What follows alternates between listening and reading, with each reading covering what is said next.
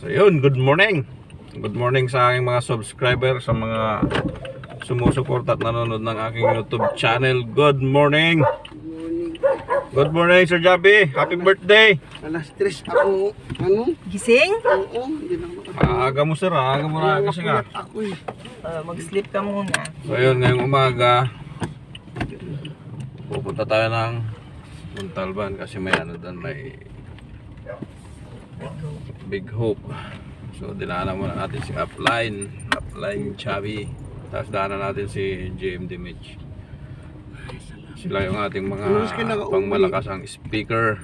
Ano na, sir? Good morning. Good morning. Dapat nakaputi tayo. Nakaputi rin. Pasensya naman at ako si tinanghali ng gising. Yun. Yan talaga pag-cut po. Pagkatok talaga. Di kasi yung aso, alas 3 na madaling araw, tahol ng tahol. Parang ano siya, Good baka morning. inaaswang ka, day. Kaway ka naman dyan, GMD, sa aking vlog. Hi! Wow. Naka-white pala kayo. Hello, good morning. Oo, nakawat ako. Baka ay naswang siguro ako. Bagong hair. So yun, good morning guys. Good morning sa ating mga subscriber. Sa mga nanonood ng ating videos, no? Good morning. So andito na tayo sa ano, andito na tayo sa Montalban, sa may McDo. Kasi mayroon tayong event. Alright. So wait lang. So dito na si Ate Marcy.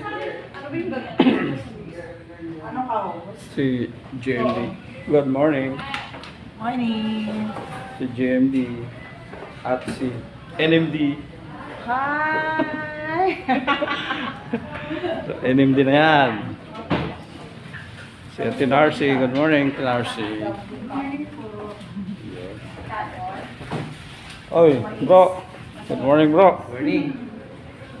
May guest na sila. Ano yan?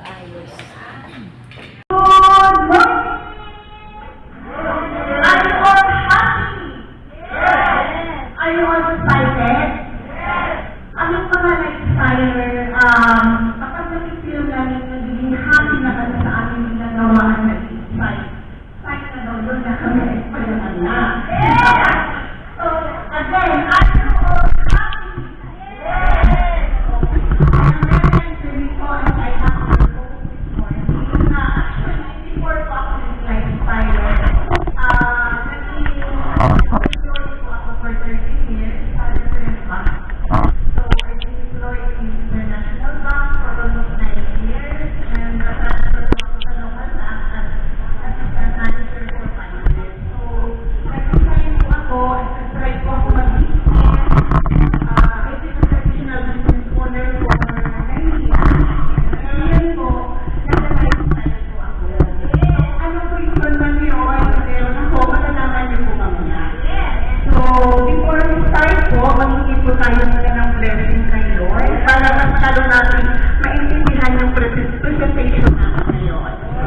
Please stand and let's close our eyes and start po yung prayer natin. Abundance prayer.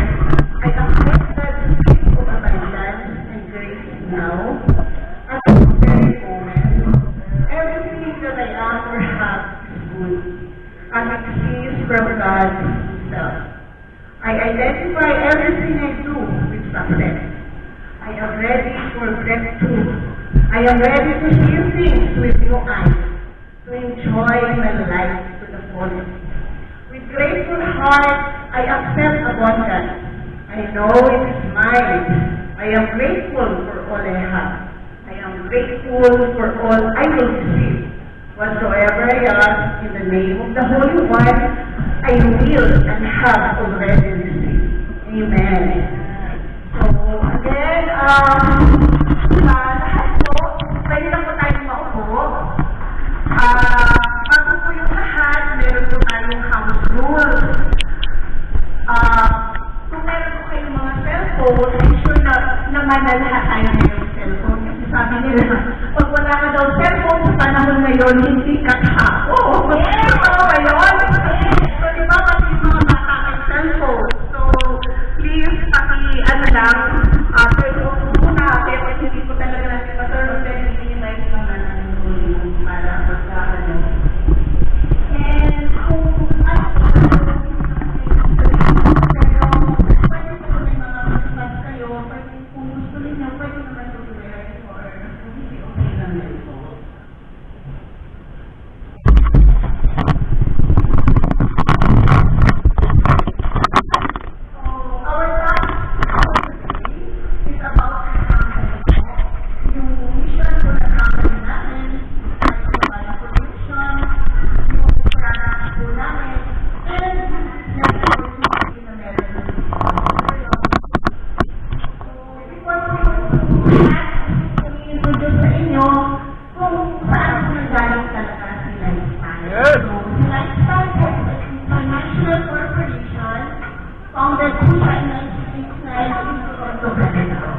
diba? Saan na dapat tayo sa brand natin? Our training country world, mas na po international po kasi ito, so in 17 countries. And imagine nyo po, ito po sa lifestyle, 22 years na po rin po. 22 years, di ba? Kung meron na, ibig sabihin na napaka-stable na po talaga ng ating company.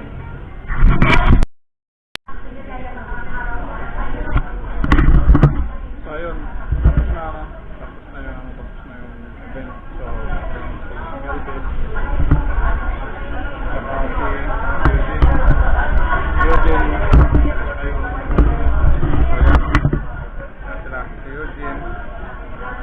ito lahat to, guest ni Mayhan.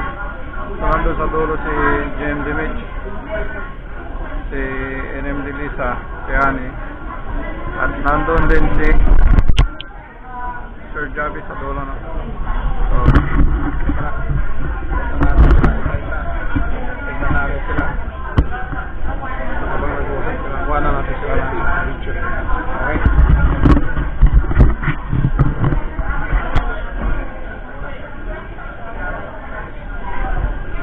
So, ito si GMD Mitch. Dito naman si Sir Javi. Okay? So, ito guest lahat yan. At ito si Ma'am Fe. I think si Ma'am Fe to. Ito si Ma'am Fe. At yung nandun sa dulo is yung anak ni Kuya Da. Okay.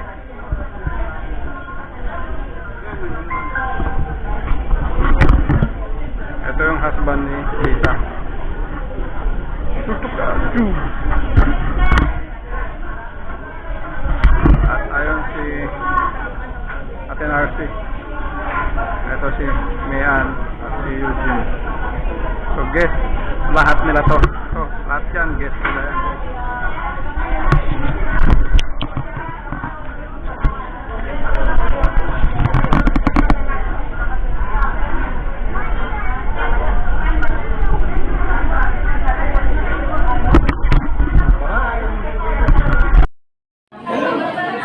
So yun, tapos na no? Tapos na yung natin. Tapos na yung event natin. So, ano si ate? May susunod pa kasi, no? So tapos na yung event natin, no? Yan. Mag-uusap na sila. So, yung video, yung full video nito is panoorin nyo na lang po. I-upload ko na lang. Panoorin nyo lang po yung full video nito. No? Okay? So, abangan nyo po sa aking YouTube channel yung full video ng event na ito. Let's go! Instant package. Noorin natin. Kasi this is people business. So, pag product, at nakakatuwa ka naman, gusto ko yung ano mo, yung product, ano lang yan, pang STP, pang present lang yan. Business talaga yung akin. This is people business. Okay. So, instant package, ang goal natin, nakapag-package ng 17 BT kit. So, 17 BT kit, 8,400. Magkano yan? 917. Yung isang BT kit, which is, ang laman yan, is 2 intra, ang 1 intra, 3.6 into yung regular price. Si Nutria, para sa mga cancer, si 1.5. Si Fiber Life, yung sinasabi ni Sir, dapat partner yung inom mo. Kasi nakakapag-detox to, at the same time, nakakapayat siya. Same time fiber. Ito naman, si Fiber Life, good for the heart, for the memory, and for the bone. 1.8 yun. So, isang box niyan, 8.4. Ito, dito magagaling yung ating BT kit. Sa pagpa-franchise, this is franchising business. Yun ang goal natin sa iyo. So, sa 17 times natin sa 8.4, 142,800. Since nag-franchise ka, automatically, bibigyan ka ng 30% off.